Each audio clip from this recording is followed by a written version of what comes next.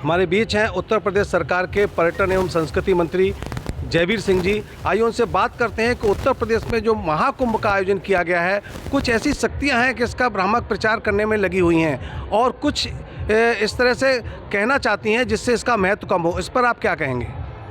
देखिए, दुनिया का सबसे बड़ा आध्यात्मिक, सांस्कृतिक और धार्मिक आयोजन सकुशल संपन्न हो रहा है और मैं समझता हूँ कि दुनिया के अगर भारत और चाइना को छोड़ दें तो जितनी आबादी किसी देश की थी उतने लोगों ने, श्रद्धालुओं ने माँ गंगा, माँ यमुना, माँ सरस्वती की त्रिवेणी में डुबकी लगाने का काम किया है। 41 करोड़ से ज़्यादा श्रद्धालु अब तक इस पवित्र संगम में स्नान करके पुण्य का लाभ प्राप्त कर चुके हैं और मुझे लगता है कि सरकार का लक्ष्य 40 से 50 करोड़ का था और संभावना ये थी कि 40 से 50 करोड़ लोग देश और दुनिया के जो सनातन परंपरा, संस्कृति, आदर्शों को मानने वाले लोग हैं वो इस महाकुंभ में डुबकी लगाएंगे। लेकिन मुझे लगता है कि हम लक्ष्य से दिया जो हम लोगों का अनुमान था, अनुमान से ज़्यादा श्रद्धालुओं को वहाँ होस्ट करने का काम कर रहे हैं। ये उत्तर प्रदेश सरकार और भारत सरकार के संयुक्त प्रयासों से संभव हुआ है। हालांकि एक छोटी सी जो घटना किन्हीं कारणों से हुई उसके बारे में हम लोगों ने, सरकार ने उसी दिन स्थिति स्पष्ट कर दी थी। आयोग भी एक माननीय उच्च न्यायालय के सेवानिवृत्त न्यायाधीश की अध्यक्षता में बनाने का 3 सदस्यीय काम कर दिया था।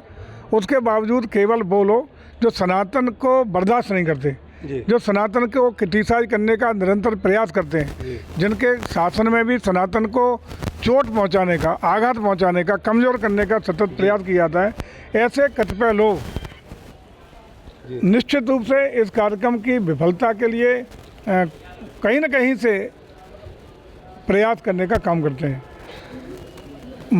इस तरह के दूषित प्रयास न सफल हुए हैं। देश की जनता आज सनातन के प्रति समर्पित है। सनातन के बल पर हम आदरणीय मोदी जी और योगी जी के नेतृत्व में हिंदुस्तान को पुनः विश्वगुरु बनाने का भी काम कर रहे हैं। विकसित भारत बनाने के लिए बहुत तेज़ गति से अपने पायदान चढ़ते चले जा रहे हैं और मैं समझता हूँ कि एक लक्ष्य के साथ हमारी दोनों सरकारें आगे बढ़ रही हैं कि 2047 तक हम भारत को विकसित भारत से विकासशील भारत बनाएं, विकासशील भारत से विकसित भारत बनाएंगे। हम भारत को विश्वगुरु बनाएंगे और ये केवल और केवल हम अपनी परंपरागत सनातन संस्कृति, अपनी विरासत, अपनी मान्यताओं, परंपराओं, संस्कारों को संवर्धन देते हुए विकास की यात्रा पूरी करते हुए आगे बढ़ेंगे और मैं समझता हूँ कि हम ठोस कदमों के साथ अपने इस मुकाम तक पहुंचने में लक्ष्य की ओर तेज़ी से बढ़ रहे हैं। चाहे जो भी लोग बाधा उत्पन्न करने का दूसरे मन से प्रयास करते रहें, लेकिन भारत की जनता का आज आशीर्वाद, समर्थन पूरी तरह सनातन संस्कृति के मानने वाली दोनों सरकारों को प्राप्त है। उसी का नतीजा आप देख रहे हैं कि आज का चाहे उत्तर प्रदेश का उपचुनाव हो, दिल्ली में सरकार 27 साल बाद बनने की बात हो और देश का पूरा आशीर्वाद आदरणीय मोदी जी, योगी जी की नीतियों, रीतियों, कार्यक्रमों को अनुमोदित करने का काम कर रहा है और यही हम लोगों को भारत को विकसित भारत बनाने का सपना पूरा करेगा। दिल्ली चुनाव के ऊपर क्या कहेंगे? बीजेपी ने बढ़त बनाई हुई है, मिल्कीपुर चुनाव भी जीत लिया है, इस पर क्या कहेंगे? बधाई, दिल्ली की जनता को बधाई। 27 साल बाद प्रचंड बहुमत के साथ भारतीय जनता पार्टी की सरकार बना करके आदरणीय मोदी जी के वादों को, उनके नीतियों रीतियों को अपना अनुमोदन देने का काम किया है।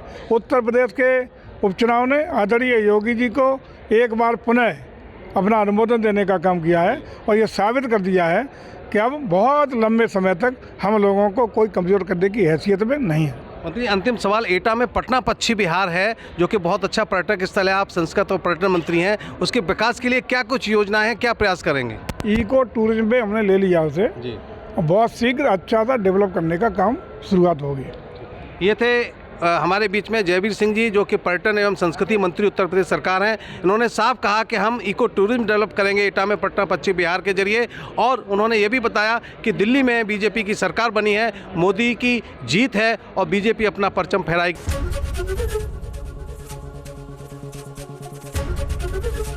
एबीपी गंगा, खबर आपकी, जुबान आपकी।